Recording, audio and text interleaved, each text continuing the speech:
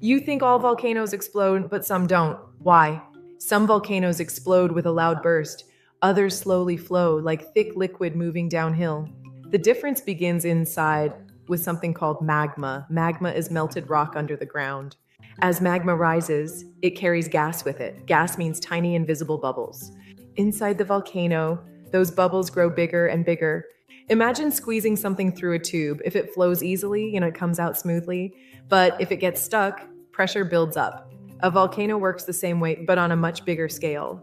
It has magma, gassing, and a pathway to the surface. But what if the magma is thick and blocks the path? Then the gas cannot escape, and pressure starts building inside.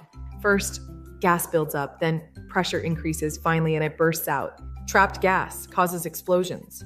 If magma is runny, gas escapes easily, so the volcano stays calm. So here's the answer. Runny magma show for calm flow. Sticky magma show for explosion. Gas makes the difference. So next time you see a volcano, can you guess what it will do? And what is happening deep underground right now? Welcome to Mini Docs for Kids, where curiosity leads the way.